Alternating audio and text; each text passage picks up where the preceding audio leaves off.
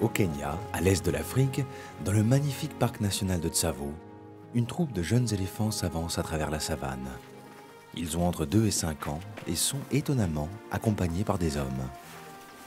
Il y avait Swaleli, Tomboy, Ululu et Aïta. Il est peut-être encore avec eux?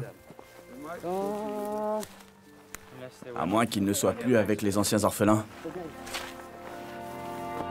Rohan a 14 ans et Taru 16. Ces deux frères sont inséparables. Ils partagent leur vie avec les éléphants qu'ils considèrent comme leur famille. Ils sont nés ici, au Kenya, et vivent en pleine nature, entourés d'animaux sauvages.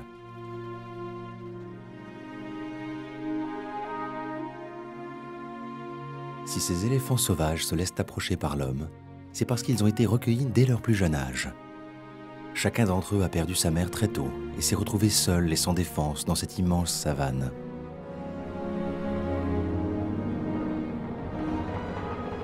Aujourd'hui, les éléphants sont menacés. Si rien n'est fait pour les protéger, l'éléphant d'Afrique pourrait disparaître à l'état sauvage d'ici 20 ans.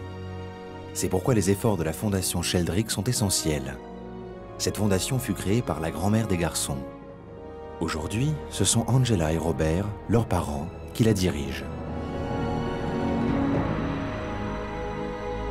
Dans cet orphelinat hors du commun, les éléphants réapprennent peu à peu à se comporter comme des éléphants sauvages. En attendant de retrouver la liberté, ils vivent en compagnie des hommes qui les nourrissent, leur offrent un endroit sûr pour dormir et leur apprennent tout ce que leur mère disparue aurait dû leur transmettre. Mais Taru est inquiet. Un éléphant n'est pas rentré. Le petit Vouria manque à l'appel. Il faut vite le retrouver.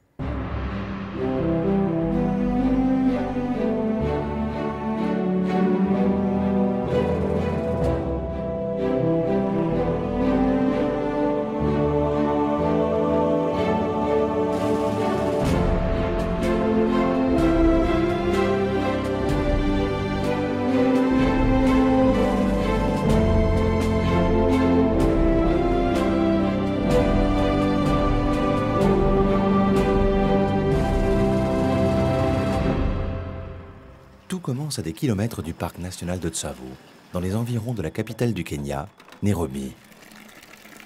Ici, c'est la nurserie de la fondation Sheldrick, où sont recueillis les plus jeunes des éléphants orphelins. Ils n'ont même pas 2 ans. À cet âge-là, ils ne se nourrissent que de lait, beaucoup de lait. Des biberons de 2 litres, 5 à 6 fois par jour.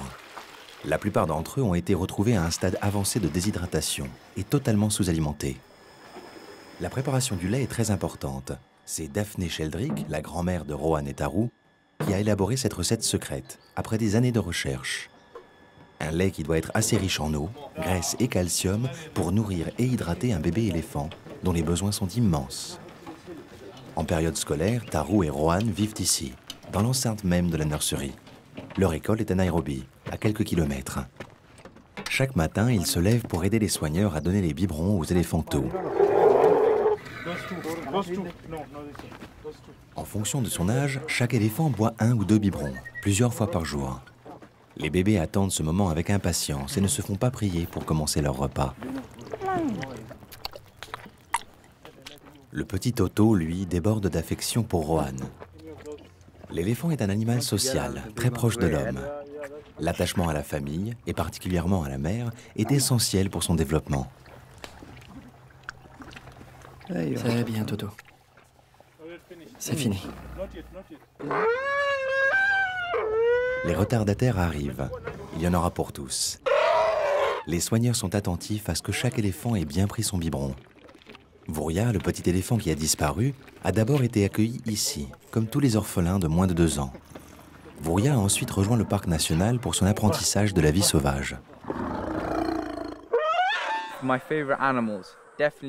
Mes animaux préférés, il y a évidemment les éléphants dans la liste, car j'ai grandi avec eux. Ils sont incroyables, ils sont exactement comme les hommes. Je ne ressens pas de peur à leur côté, juste un sentiment de paix quand tous les éléphants sont autour de moi, quand ils grondent et que je ressens toute l'énergie qu'ils dégagent.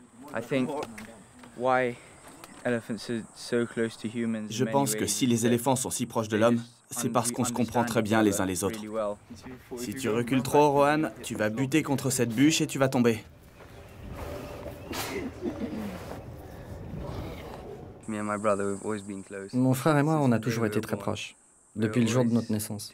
On est toujours ensemble, on n'aime pas être séparés. C'est pour ça qu'on va dans les mêmes écoles.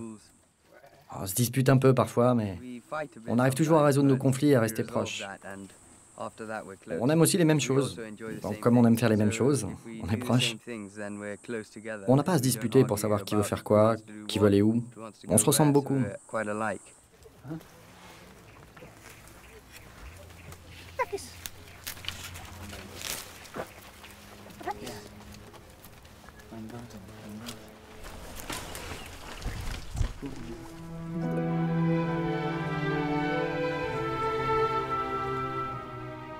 Taru et Rohan ont décidé de suivre la trace de leurs parents et grands-parents et de vouer leur vie aux éléphants.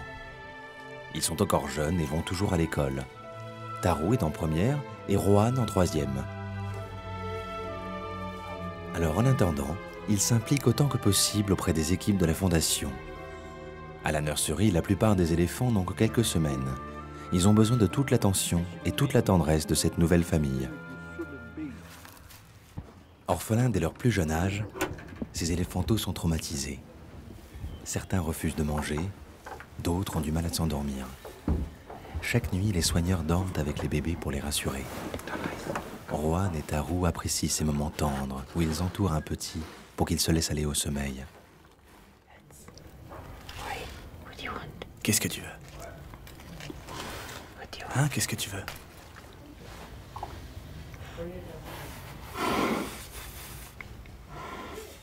Toto a 2 semaines.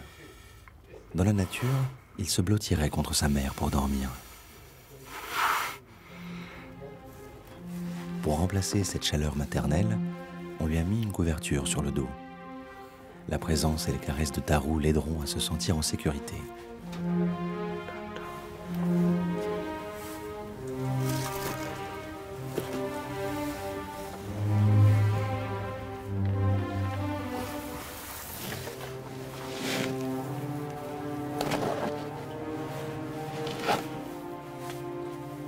Victoire. Apaisé, Toto se couche. Les garçons veillent sur lui et resteront jusqu'au matin. Vouria avait le même âge que Toto quand il est arrivé au centre. Lui aussi a eu besoin de beaucoup d'affection. Si ces petits sont orphelins, c'est parce qu'en Afrique, les éléphants sont chassés par des braconniers. Ils les tuent pour l'ivoire de leur défense, qu'ils revendent à prix d'or, même si c'est illégal dans de nombreux pays.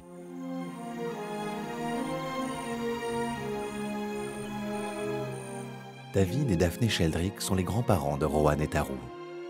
Ce sont eux qui sont à l'origine de cette fondation. David Sheldrick fut le créateur du parc national de Tsavo. Passionné de nature, fervent défenseur de la vie sauvage, il a œuvré toute sa vie pour la conservation de l'éléphant d'Afrique. Il meurt soudainement en 1977 d'une crise cardiaque. Angela, la mère des garçons, avait alors 13 ans. Je n'ai pas connu mon grand-père, mais je suis sûr que si je l'avais connu, on aurait été très proches, car on se ressemble beaucoup, mon grand-père et moi. Donc je suis sûr qu'on se serait beaucoup appréciés l'un et l'autre. Ce petit pivert est tombé d'un baobab. On l'a appelé Gregory Peck. Et il est devenu une surprenante petite créature. Vous savez, il venait avec nous en safari. Il s'asseyait sur l'épaule de David et de temps en temps, il se faisait souffler par le vent en dehors de la voiture.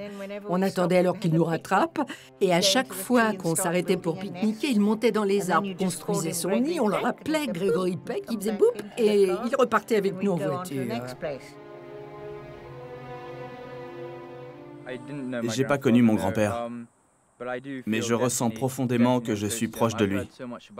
J'ai entendu tellement d'histoires à son sujet, des histoires de ma grand-mère, de ma mère, de tous les gens qui l'ont connu. Alors oui, je me sens profondément proche de lui. Je sens qu'il est partout autour de moi. C'est génial de pouvoir perpétuer le travail de David. Et quand vous serez grand, ça sera à vous de prendre soin de la Fondation. Le futur est assuré. C'est bien de savoir ça, c'est réconfortant. Ce sont aujourd'hui Angela et Robert, leurs parents, qui dirigent la fondation. Un jour, peut-être, ce sera leur tour. Cette responsabilité n'empêche pas Rohan et Taru d'adorer s'amuser comme tout le monde, bien au contraire. Et quand les deux frères se mettent à bricoler, c'est qu'ils ont une idée derrière la tête.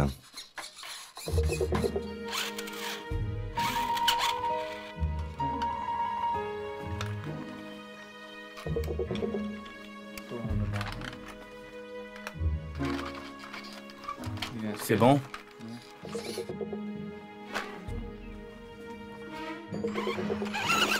Dans le parc, les deux adolescents s'adonnent chaque jour à une de leurs activités favorites, l'observation des animaux sauvages dans le bush. Lions, buffles, rhinocéros, girafes, oiseaux n'ont aucun secret pour eux. Ils aiment beaucoup interagir à leur façon avec certains animaux qu'ils ne pourraient approcher autrement. Cependant, leurs partenaires de jeu peuvent être particulièrement féroces. Mieux vaut rester à l'abri, derrière la voiture. Chacun d'eux a sa petite histoire avec un prédateur. Nous avons un petit muret à Nairobi qui longe l'arrière de la maison. Souvent, on nourrit plein d'animaux, des phacochères, des mangoustes, et on peut entendre quand il y a des animaux car ils marchent sur les feuilles. Elles craquent et on sait qu'ils sont là. Donc je savais qu'il y avait quelque chose et je me suis accroupi derrière le muret pour ne pas être vu. J'ai avancé jusqu'au bruit et là, j'ai sorti ma tête par-dessus. Il y avait un lion qui me fixait. Il a commencé à grogner et rugir. C'est sans doute l'une de mes rencontres les plus effrayantes avec un lion.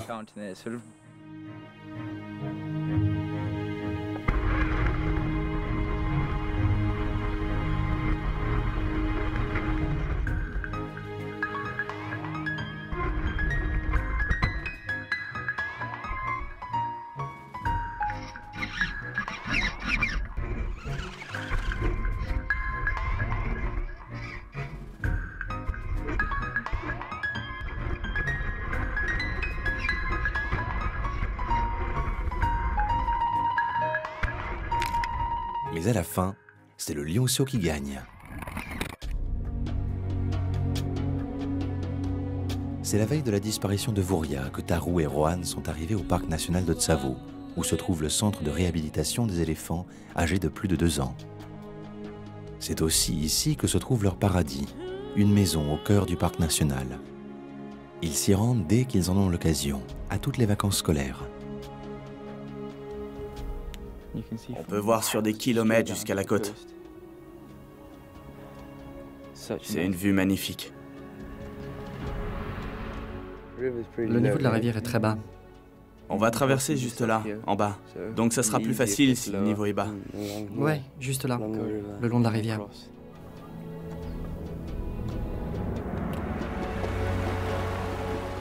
Au cœur de la savane aride, les environs des points d'eau sont des havres de paix pour la vie sauvage. Rohan et Taru conduisent à travers l'immense parc national, dont ils maîtrisent toutes les pistes.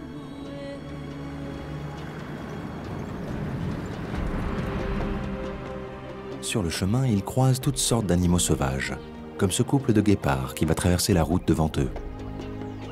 Les garçons s'arrêtent aussitôt pour observer ces prédateurs discrets.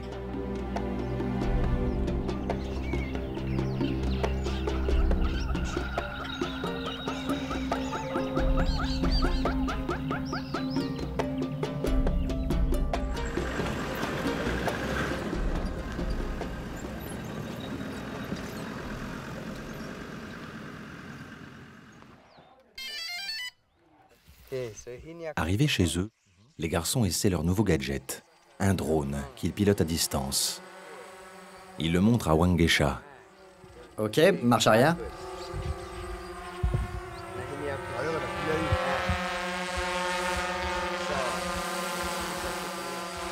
Vas-y. Wangesha est comme un oncle pour les garçons. Allez, vole. Il connaît leurs parents depuis plus de 20 ans. Auprès de lui, les enfants qu'il a vus grandir apprennent beaucoup de choses sur la nature et sur les animaux.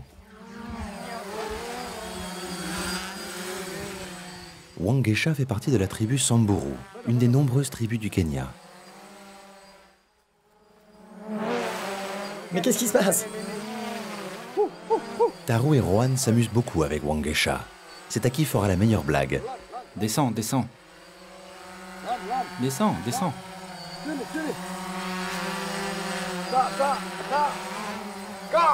Allez.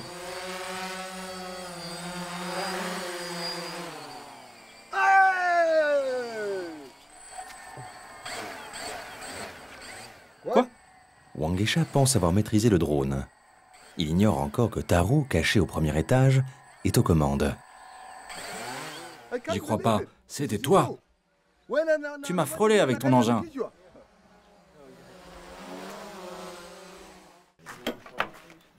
C'est le matin du jour de la disparition de Voria. Le soleil n'est pas encore levé sur la savane africaine. En famille, Juan et Taru se rendent aux enclos où dorment les éléphants. C'est bientôt l'heure de la sortie quotidienne. Les petits ont faim et se font entendre. Les garçons viennent prêter main forte aux soigneurs et donner le biberon aux jeunes pensionnaires.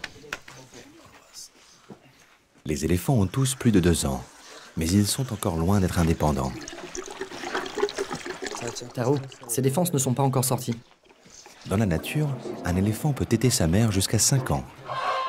Il peut se reproduire vers l'âge de 10 ans, même s'il le fait rarement avant ses 30 ans. Regarde. Il a reçu un coup de défense d'Aru. Merci. Oh, parfait, merci.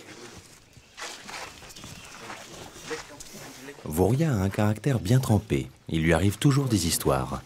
Et donc plein de petites blessures à soigner. Ce caractère, c'est une force pour plus tard. Mais en attendant, cela lui joue bien des tours. Taru essaie de lui appliquer de l'argile pour cicatriser la plaie. Tu t'en sors? Ça va. Ça devrait faire l'affaire.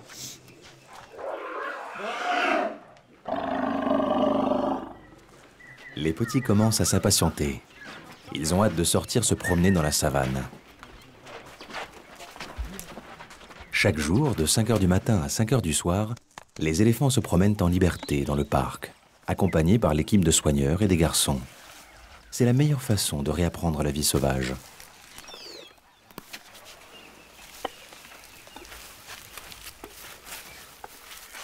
Au centre de réhabilitation de Tsavo, les éléphantos gagnent en autonomie. Ils dorment dans un grand enclos, tous ensemble. Pendant la journée, ils commencent à chercher eux-mêmes leur nourriture.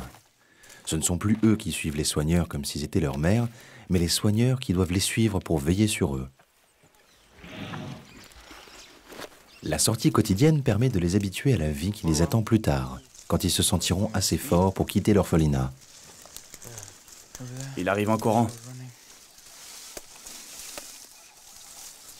Fais voir ça. T'as une tique. L'instinct pousse les éléphants à consommer des herbes et des branches. Mais sans une mère pour les orienter, ils ne connaissent pas ce qui est bon pour eux. C'est là que Juan et Taru interviennent. En leur coupant et en leur donnant des plantes spécifiques, ils leur apprennent à reconnaître et à apprécier ce qui sera bon pour eux. Allez, Elle s'en va maintenant. ne tombe pas. Je suis pas très sociable.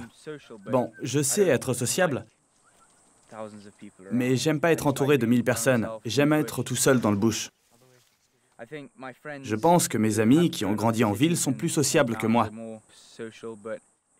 Mais je suis sûr que s'ils pouvaient voir ce que je fais tous les jours, s'ils pouvaient vivre ce que je vis, ils préféreraient vivre ici.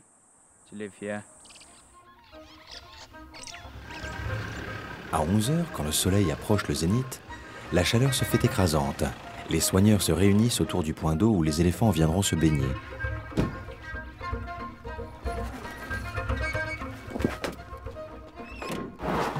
Pour les attirer vers ce point d'eau, rien de tel que les biberons. Il faut installer le déjeuner des éléphants. Juan et Taru, volontaires, rejoignent l'équipe et vont les assister pour donner le biberon à tous les membres de la troupe affamée.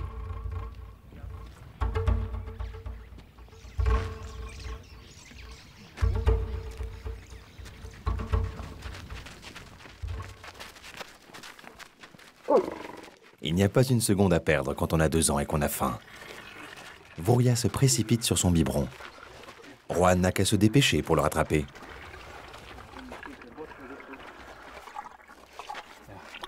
C'était le premier.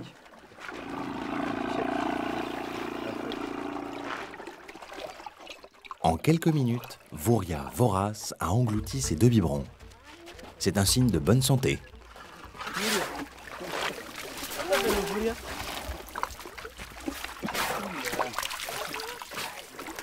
cette heure du jour, la température approche 45 degrés.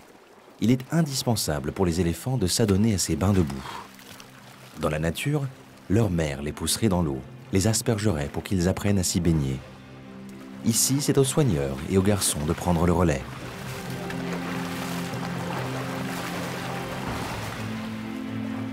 Malgré leur jeune âge, les éléphantos sont déjà très grands et pourraient facilement piétiner les deux frères. Mais Rohan et Taru ont l'habitude de côtoyer ces géants. Ils n'ont jamais eu d'accident avec eux.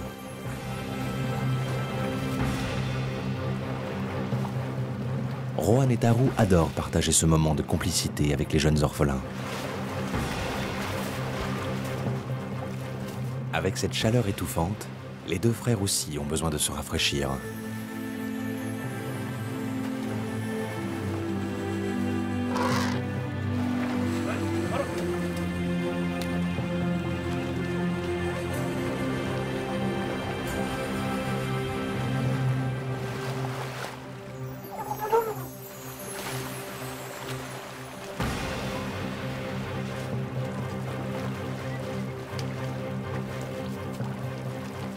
Chez l'éléphant, le bain de boue est plus qu'un jeu.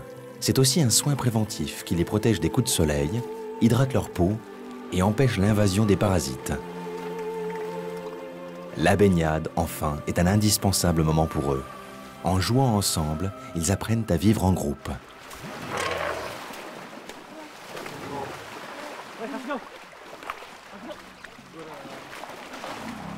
Quand le bain est terminé, c'est l'heure de la crème. Les éléphants sèchent la boue qu'ils ont sur eux avec de la terre. Elle forme une sorte de croûte qui les protège durablement des rayons de soleil.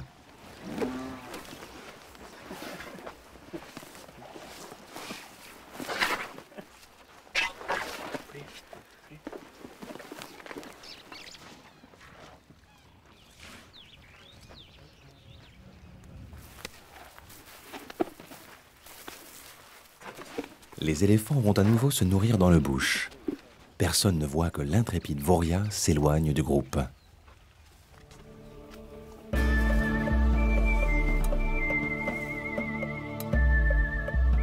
À la fin de la journée, tous les éléphantos sont rentrés. Seul Voria manque à l'appel. Taru et Rohan l'attendent, en espérant qu'il rentrera bientôt.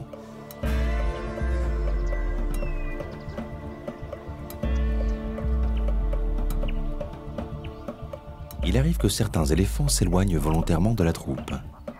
Quand ils se sentent suffisamment forts, ils ne rentrent plus à l'enclos le soir. Il arrive même que des éléphants sauvages, anciens orphelins, viennent les chercher pour les intégrer à leur groupe.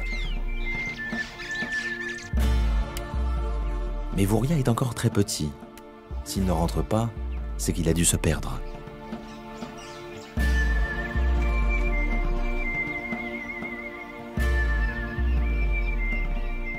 La nuit tombe. Toujours aucun signe de Voria.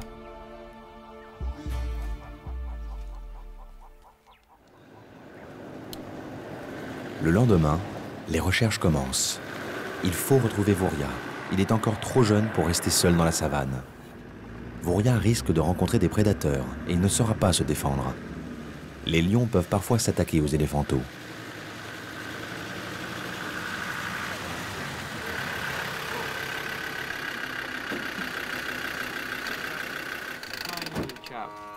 Si petite. On dirait qu'elle vient de naître. Wangesha, regarde. C'est un mâle ou une femelle? Une femelle. Ah, une femelle. Trop mignonne. Super. On la relâche. Je vais la poser par ici. Très bien.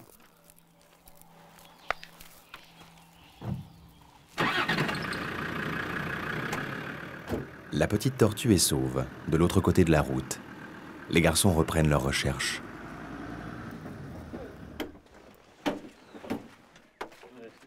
Bonjour. En chemin, une forte odeur a attiré leur attention. Ils sont rejoints par l'équipe de rangers du parc et s'apprêtent à tomber sur un triste spectacle. Une hyène.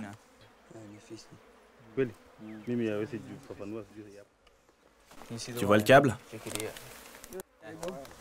C'est un collet. Cette hyène s'est prise dans un piège, posé par des braconniers. Une bien fâcheuse nouvelle pour les éléphants, que ces braconniers pourchassent. Les garçons sont rentrés chez eux. Ils s'inquiètent, mais doivent continuer leur tâche quotidienne. Près de leur maison, une petite troupe de mangoustes a pris ses habitudes. Ce petit animal carnivore vit en groupe de 2 ou 3 familles.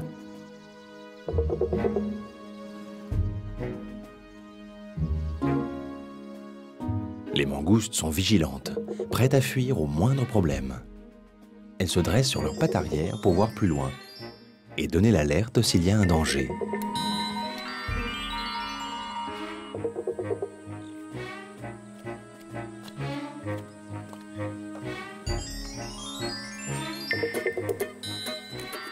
Mais il n'y a aucun risque dans cette maison, au contraire. Rohan nourrit la troupe avec de la nourriture pour chat.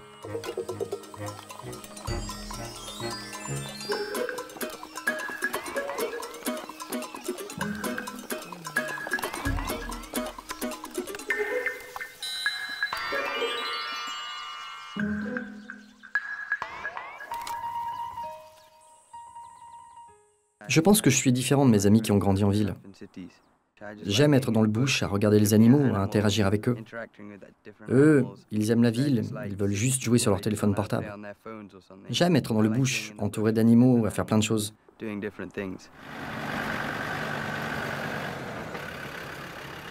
Salut! Salut Humphrey! Les recherches reprennent, avec de plus gros moyens cette fois-ci. Il ne s'agit pas seulement d'essayer de retrouver le petit Vouria, il faut aussi repérer la trace des braconniers avant qu'ils ne sévissent. Vouria est encore petit, il n'a pas de grosse défense dont l'ivoire intéresse tant les braconniers. Mais d'autres adultes sont en danger.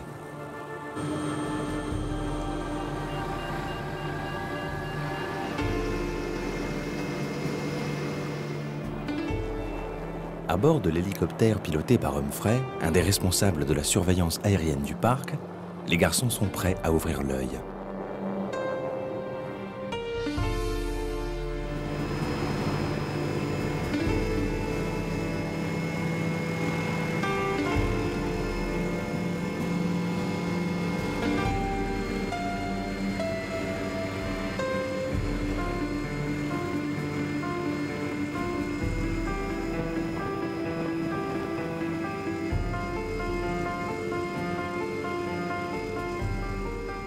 Pendant 1 heure, l'hélicoptère quadrille une partie de la savane. Il faut être très attentif. Chacun surveille son côté et communique avec les autres.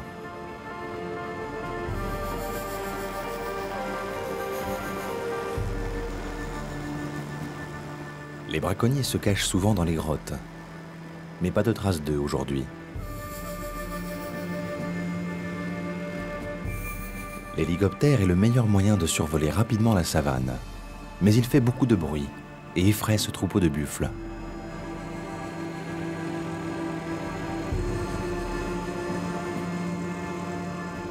Trois quarts d'heure de vol déjà, et toujours rien.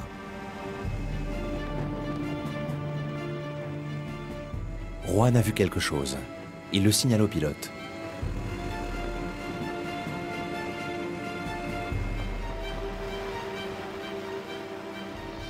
Humphrey confirme. Le campement est abandonné, mais il prouve la présence récente des braconniers dans le secteur.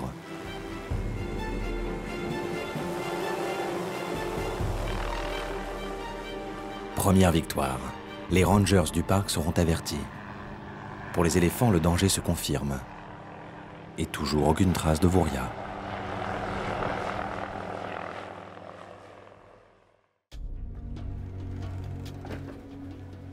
De retour à la maison, c'est l'heure pour Rohan et Taru de nourrir leur animal de compagnie.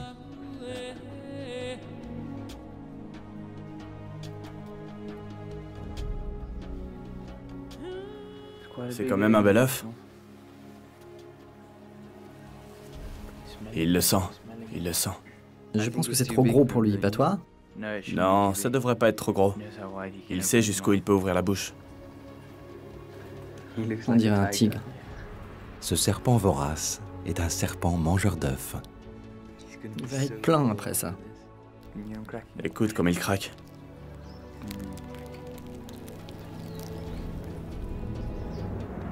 Le serpent ne présente aucun danger pour les garçons. Il n'est pas venimeux.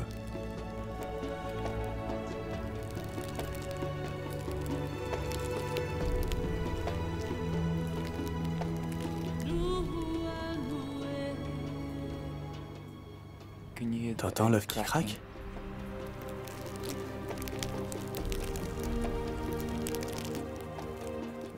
Tu vois, le serpent est devenu plus petit parce qu'il a aspiré le contenu de l'œuf. Quand il aura fini, il va vomir la coquille.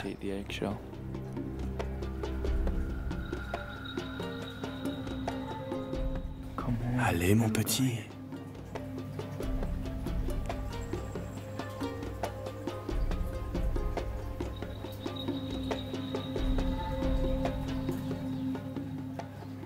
Il devrait le faire dans un instant.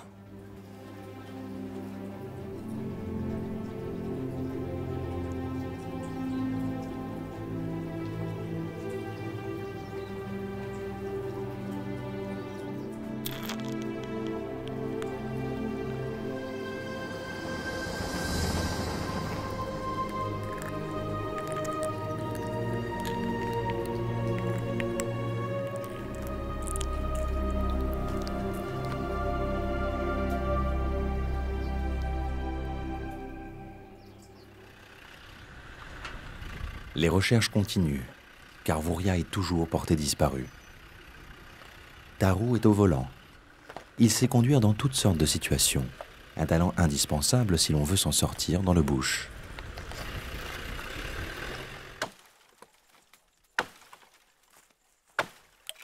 La vie dans la nature offre son lot d'imprévus, comme cet arbre tombé qui bloque la piste.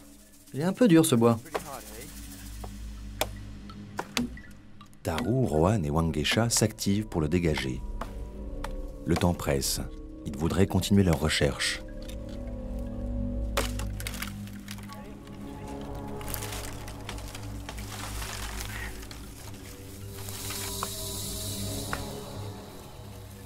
Bien joué.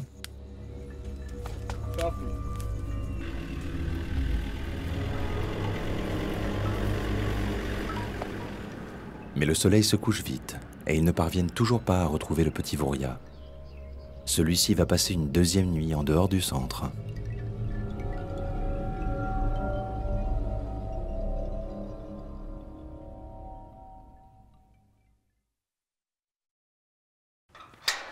Le lendemain, Taru a une idée pour trouver Vouria.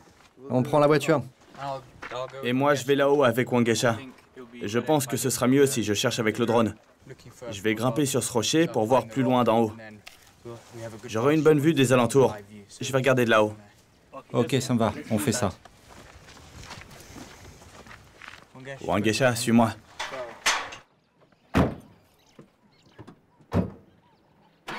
L'hélicoptère est trop bruyant. Il a peut-être effrayé Vouria, qui s'est sans doute caché à son approche. Les deux frères espèrent que la nouvelle méthode sera la bonne. Tandis que Rohan et Benjamin continuent de patrouiller en voiture, Taru et Wangesha sont montés sur un des plus hauts rochers dans les environs du centre, équipés du drone et de sa caméra. Il faut que le signal soit vert. Taru, t'en es où? J'essaye de le faire décoller.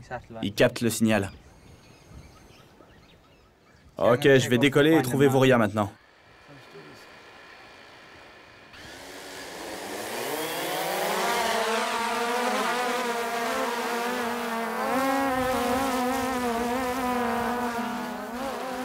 Taru, habile pilote, commence à quadriller les alentours du centre.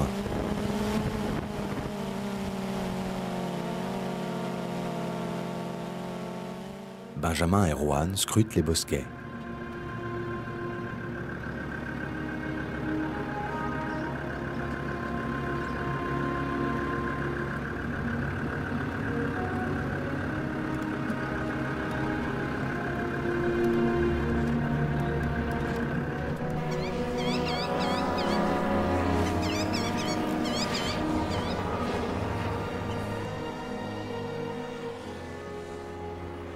Il bouge beaucoup. Il dévie là. Il y a beaucoup de vent.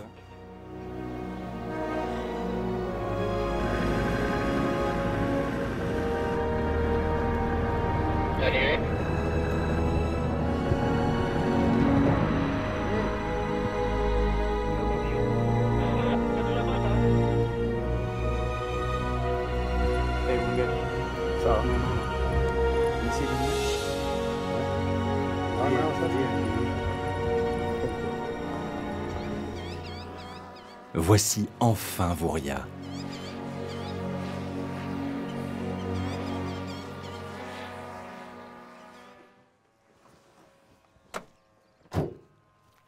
Vouria, Vouria.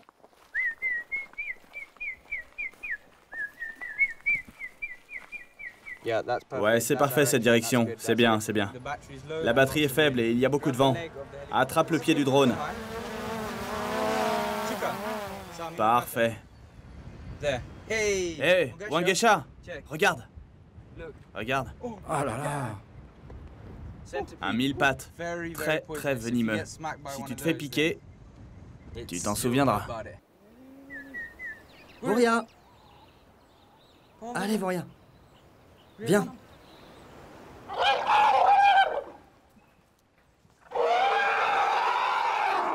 Rohan avait prévu du lait pour appâter Vouria.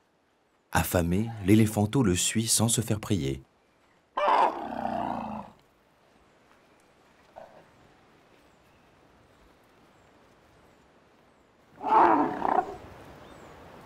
Allez, viens.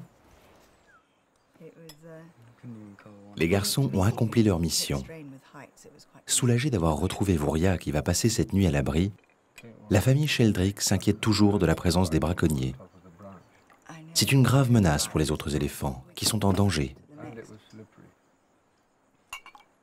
Un grand mâle a été signalé isolé et éloigné de son groupe habituel. Il est peut-être blessé. Il faut se rendre sur place au plus vite.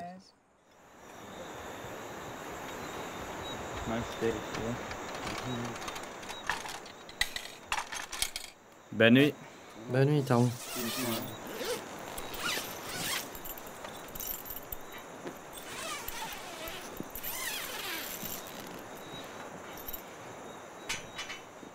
Les garçons vont avoir du mal à s'endormir.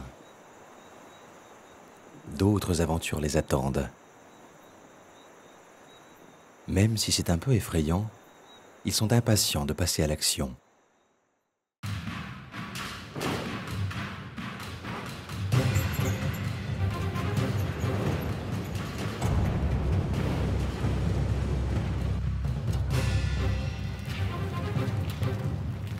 Pour ne pas faire fuir l'éléphant blessé quand ils s'approcheront de lui, Robert, le père des garçons, a décidé de voler avec le petit avion qu'il utilise quotidiennement pour la surveillance aérienne.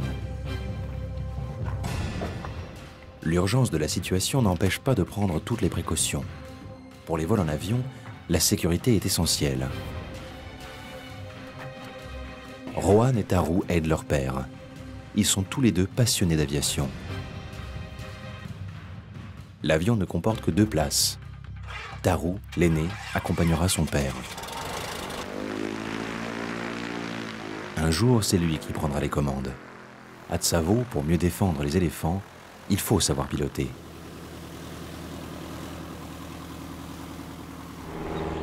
Père et fils se lancent à la recherche de l'animal blessé. Il a été vu la dernière fois près d'une rivière. S'il y tombe, il risque sa vie.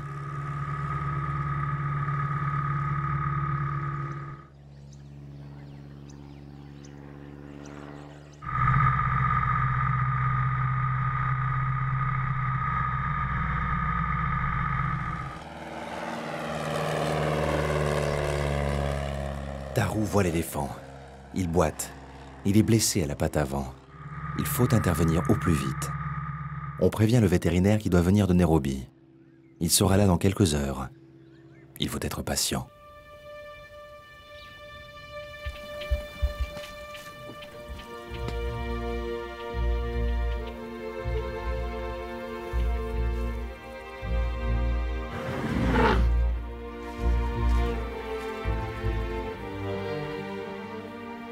De retour de la surveillance aérienne, Juan, Taru et leur mère Angela croisent une troupe d'éléphants sauvages.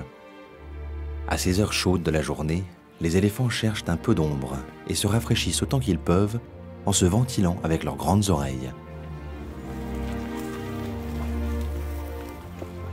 La famille s'approche avec précaution. Ces éléphants sont adultes et sauvages. Ils pourraient les charger.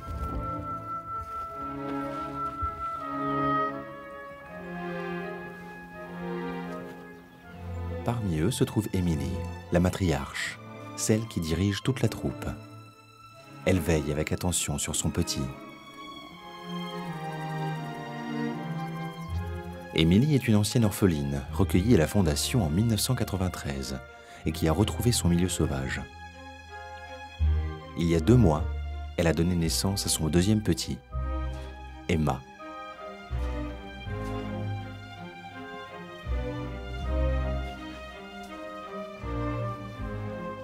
Il est très courant que les éléphants sauvés, redevenus sauvages, reviennent à la Fondation pour présenter leurs petits aux soigneurs.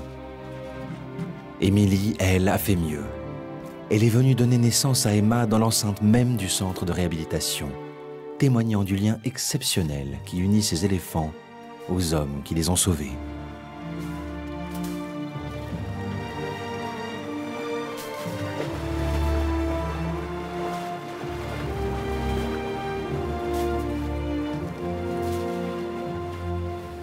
Cette marque de confiance a bouleversé Angela, la mère des garçons et directrice de la Fondation. C'est extraordinaire de penser qu'Emma est née il y a juste 2 mois, le 23 décembre. Et maintenant, regardez-la. À 2 mois, elle est si grosse et en pleine santé. C'est adorable à voir. Elle est bien plus grosse que la dernière fois que vous l'avez vue? Ouais, vraiment. Oui, un peu plus. C'est là qu'on sait que le projet est une réussite, quand on voit la nouvelle génération. Ces éléphants étaient des orphelins. Ils ont perdu leur famille. Maintenant, ils créent la leur.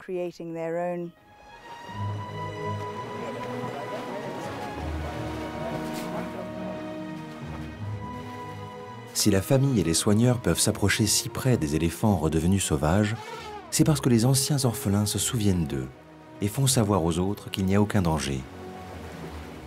La naissance d'Emma était un événement magique que Juan et Taru ne devaient pas manquer. Un bon souvenir que j'ai avec les éléphants, c'est la naissance du bébé d'Emily. Enfin, je n'y ai pas assisté entièrement, mais quelques heures plus tard, on était là, et on a vu comment les autres éléphants réagissaient devant la petite nouvelle. Le temps d'agir approche. L'équipe est réunie. Le pilote d'hélicoptère est là, prêt à transporter toute l'équipe. On attend le vétérinaire d'un instant à l'autre. Ah, le voilà qui arrive. Ouais.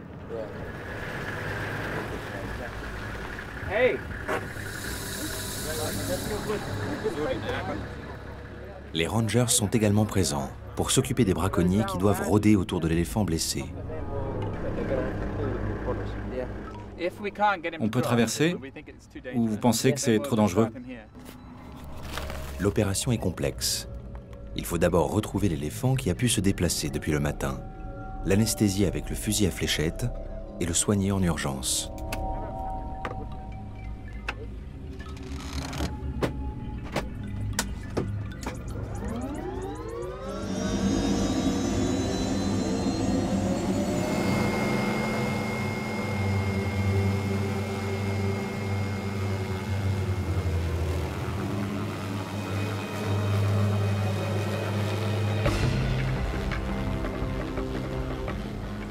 Toutes les équipes de la Fondation Sheldrick se mobilisent pour sauver rapidement l'éléphant blessé. Un avion survole la zone pour faciliter le travail de localisation. Il donne ces informations à Humphrey, qui transporte le vétérinaire dans son hélicoptère.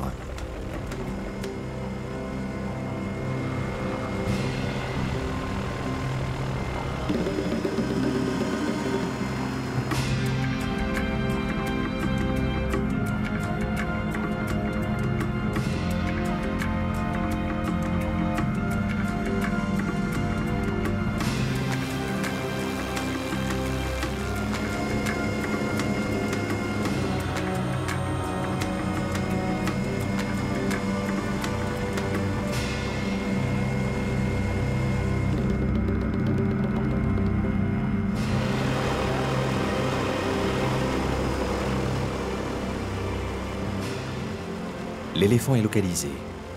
Le vétérinaire n'a pas le droit à l'erreur. L'animal apeuré fuit à l'approche de l'hélicoptère. Il s'épuise et mobilise davantage sa patte blessée.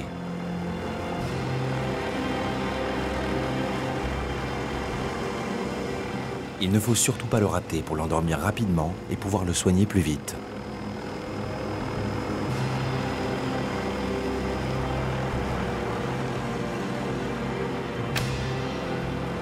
Dans le mille. C'est réussi. L'éléphant a été touché au postérieur. C'est l'endroit parfait pour l'anesthésier. Dans quelques minutes, il devrait s'effondrer.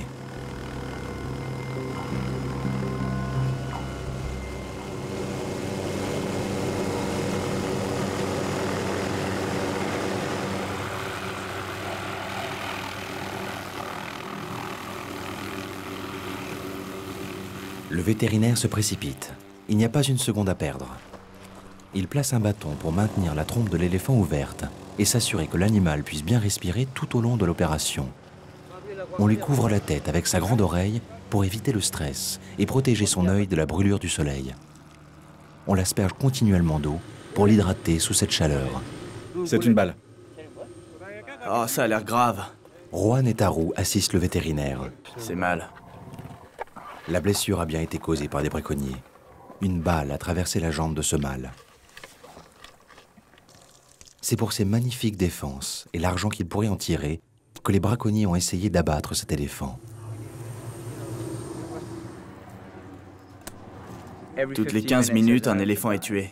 Donc c'est dingue. C'est complètement dingue. Et dans les 10 prochaines années, si ça s'arrête pas, on assistera à l'extinction des éléphants.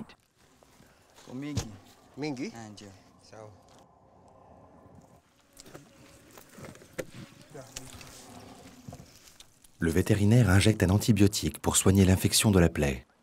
Et Juan prépare un pansement d'argile. Merci. Tout le monde assiste le vétérinaire. Sur un animal de cette taille, il y a beaucoup à faire. L'éléphant est anesthésié, il est complètement groggy, mais pourrait se réveiller pour s'enfuir. Il faut absolument le maintenir dans le noir.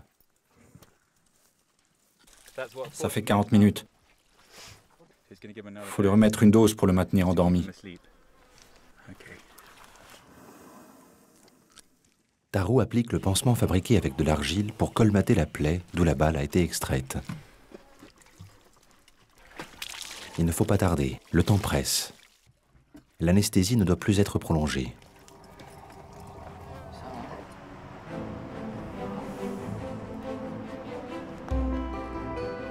On vérifie une dernière fois qu'on a bien désinfecté toutes les plaies.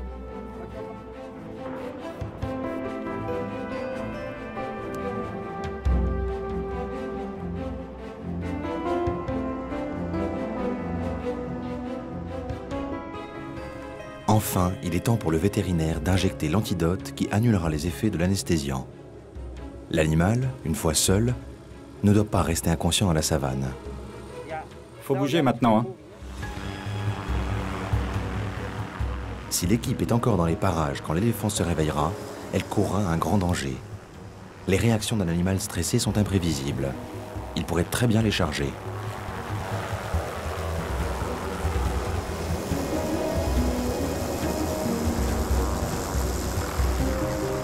De l'hélicoptère, on surveille le réveil de l'éléphant. Hors de question de partir tant qu'on ne le voit pas se lever.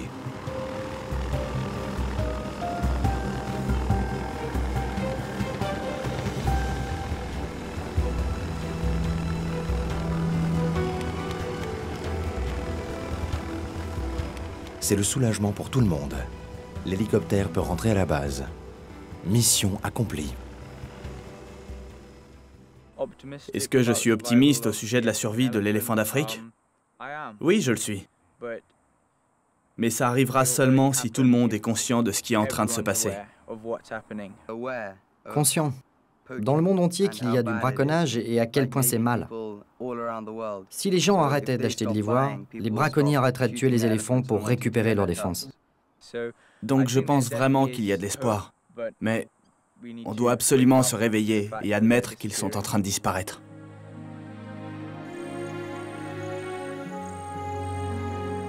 Rohan et Taru, les deux frères inséparables, sont prêts à reprendre le flambeau. Ils l'ont prouvé.